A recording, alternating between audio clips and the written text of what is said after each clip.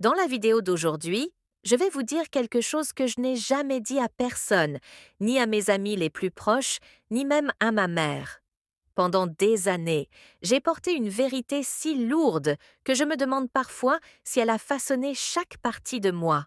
C'est un secret entre mon père et moi, un secret qui a commencé un après-midi ordinaire, mais qui a changé mon regard sur ma famille à jamais. Et une fois que vous l'aurez entendu, vous comprendrez pourquoi je l'ai gardé pour moi si longtemps. Vous connaissez ces moments où la vie est prévisible. Vous vous réveillez, vous voyez vos parents comme des piliers inébranlables de confiance et vous croyez que certaines limites ne peuvent être franchies. J'en étais convaincue jusqu'au jour où j'ai vu quelque chose que je n'étais pas censée voir. Quelque chose qui m'a fait réaliser que mon père n'était pas simplement l'homme que je pensais. C'était la première fois que je découvrais à quoi ressemblait vraiment la trahison, et elle venait de la dernière personne à laquelle je m'attendais.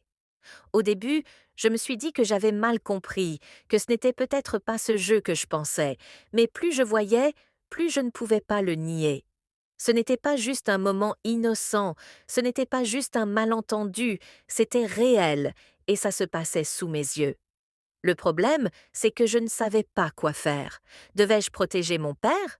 Devais-je tout dire à ma mère? C'est ou devais-je simplement faire comme si je n'avais rien vu du tout? C'était le genre de secret qui vous ronge au milieu de la nuit. Je restais éveillée, j'entendais sa voix, je me souvenais de son sourire et je me demandais quelle part de vérité il y avait. Mon père et moi avions toujours été proches. Il m'a appris à faire du vélo pour la première fois, m'a aidé pour mes projets de scolaire et m'a même donné des conseils sur mes relations amoureuses. Mais désormais, tous mes souvenirs étaient ternis. Je me demandais sans cesse s'il pouvait la trahir. Pouvait-il aussi me trahir? Un jour, il m'a fait asseoir. Il n'y avait personne d'autre à la maison.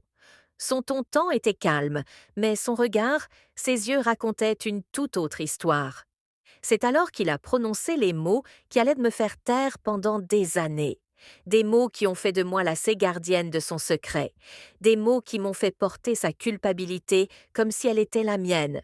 À ce moment-là, j'ai compris que connaître la vérité peut être plus dangereux que de la dire.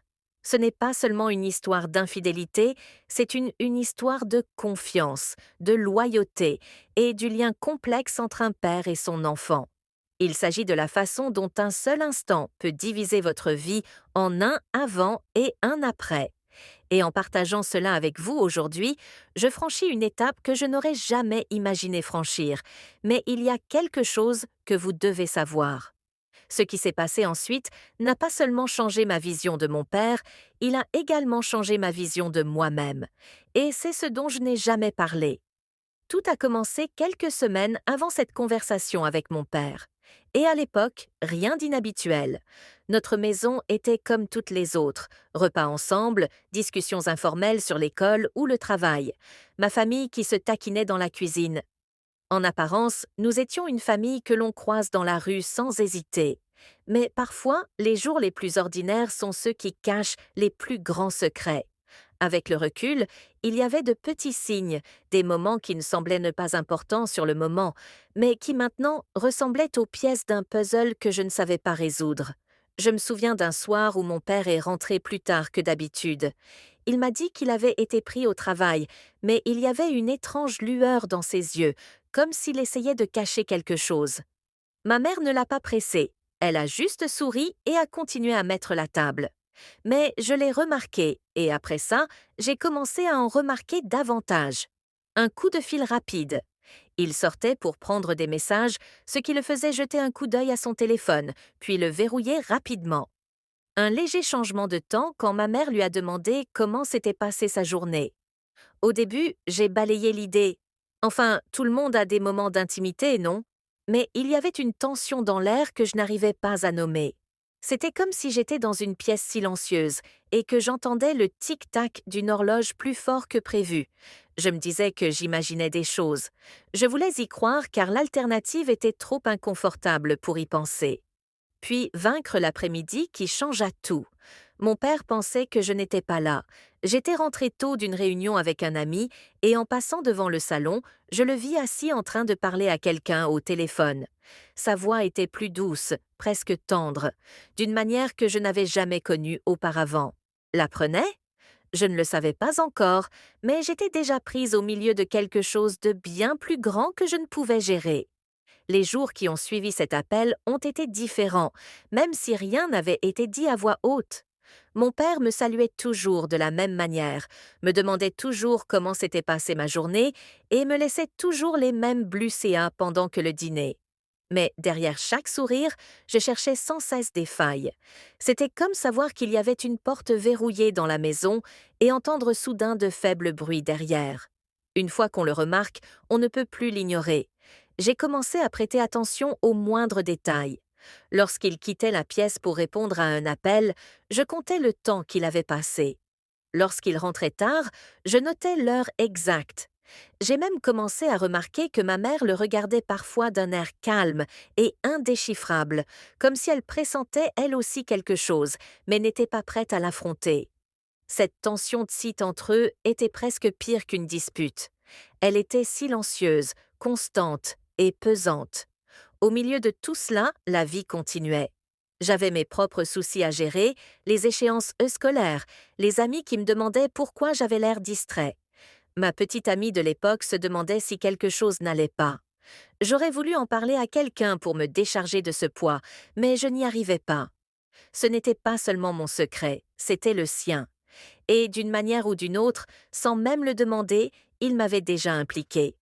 Un soir, alors que ma mère était partie rendre visite à sa sœur, j'ai entendu mon père au téléphone. Seulement cette fois, le ton était plus sec, plus pressant. Je n'ai pas pu saisir chaque mot, mais j'en ai entendu suffisamment pour savoir que son interlocuteur n'était pas un simple contact passager. Il y avait de l'histoire, de l'émotion, une histoire que je n'étais pas censée connaître. Ce soir-là, j'ai réalisé que je n'étais plus un simple observateur. J'étais au cœur de cette histoire, et il me faudrait bien choisir mon comme. C'était un vendredi soir, et tout semblait basculer. Mon père est rentré plus tard que jamais, sa chemise légèrement froissée, sa cravate fourrée dans sa poche au lieu d'être autour du cou. Il n'a pas remarqué que je l'observais depuis le canapé. Il est allé directement à la cuisine, a ouvert le réfrigérateur et s'est resté là un long moment, comme s'il essayait de se ressaisir. Je sentais l'air de la maison changer, plus épais, plus lourd. Il se versa un verre, une boisson qu'il gardait habituellement pour le week-end, puis jeta un coup d'œil vers la fenêtre comme s'il attendait quelqu'un. C'est alors que son téléphone s'alluma sur le comptoir. Le nom qui clignotait à l'écran n'était pas enregistré comme tel. C'était juste une initiale, une lettre. Il le prit rapidement et le pressa contre son oreille avant que je puisse entendre un mot. Je ne sais pas ce qui m'a poussé à le faire, mais je m'approchais en veillant à ne pas émettre de son.